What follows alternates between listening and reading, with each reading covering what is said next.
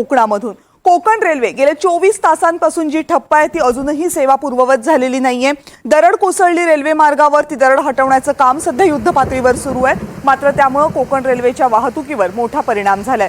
तब्बल 24 तास वाहतूक ठप्प आहे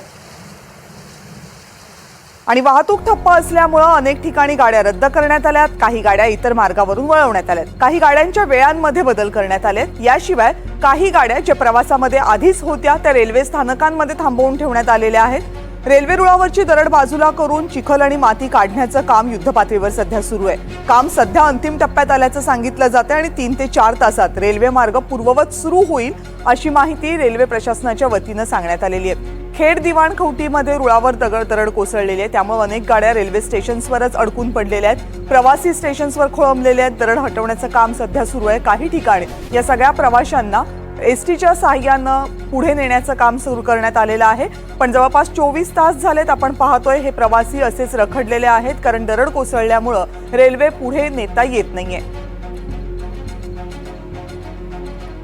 आपले प्रतिनिधी गुरुप्रसाद दळवी आता आपल्या सोबत आहेत कोकण रेल्वेची आणखी नित्यंभूत माहिती आपल्यापर्यंत पोहोचवण्यासाठी। गुरुप्रसादकडे जाऊयात। गुरुप्रसाद, 3 ते 4 तासांमध्ये सेवा सुरू होईल असं रेल्वे प्रशासनाच्या वतीनं सांगितलं जाते, वास्तविक परिस्थिती काय आहे?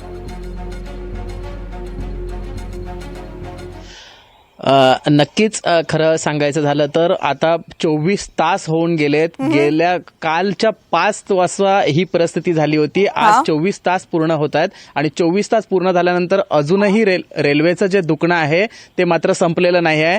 अशी परिस्थिती गंभीर असताना नेमकी रेल्वे कधी चालू होईल हेही प्रशासन सांगत नाहीत। कविता, बरं, साधारण किती प्रवासी आहेत प्रत्येक जिल्ह्यामध्ये अडकलेले याची काही माहिती दिली आहे रेल्वेनं?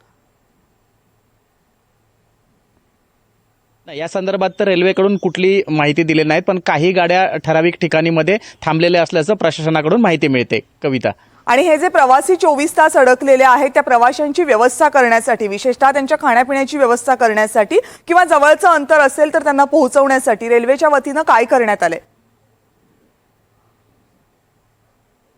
नक्कीच कविता, हे सगळं घटना घडल्यानंतर रेल्वे प्रशासनाने त्यांच्यासाठी ज्या जवळपास हायवे असेल, कुठे असेल जाता येईल त्या ठिकाणी मात्र एसटीची सोय करून या प्रवाशांना मात्र दिलेली आहे। कविता, बरोबर आहे। 24 तास झाले हे सगळे प्रवासी अडकून पडलेले आहेत। लांबचा पल्ला आहे आणि पावसाचे दिवस आहेत, त्यामुळे प्रवाशांचे प्रचंड हाल होत आहेत। धन्यवाद गुरुप्रसाद, तुम्ही दिलेल्या सगळ्या सविस्तर माहितीबद्दल। कोकण रेल्वेवर पावसाळ्यामध्ये दरड कोसळण्याचे प्रकार नवीन नाहीयेत, पण तब्बल 24 तास झालेत कोकण रेल्वेची वाहतूक सध्या तरी ठप्पच आहे।